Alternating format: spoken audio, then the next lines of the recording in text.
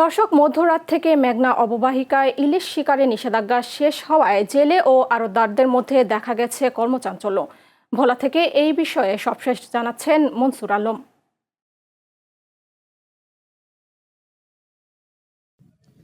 জি, ধন্যবাদ সুমি। আপনি যেমনটা জানতে চেয়েছিলেন, গত দীর্ঘ ২ মাস সরকারের কিন্তু মাছ ধরা, সকল ধরনের মাছ ধরা নিষেধাজ্ঞা ছিল জেলেদের উপর।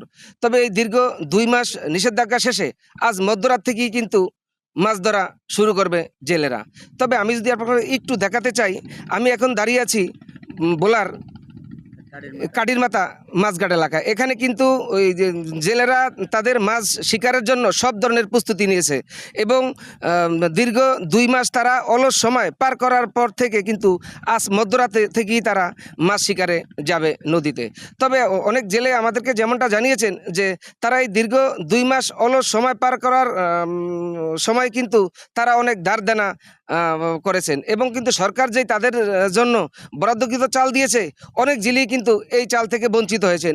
এতে করে একদিকে কিন্তু ধরেন জেলেরা মানবতার জীবন যাপন করছে। তবে আজ মধ্যরাত থেকে এই মাছ শিকার করে তারা কিন্তু এই ধার দেনা পরিশোধ করবেন এবং এমনটাই জানিয়েছেন ভোলার মেঘনার পাড়ের জেলে পরিবারগুলো।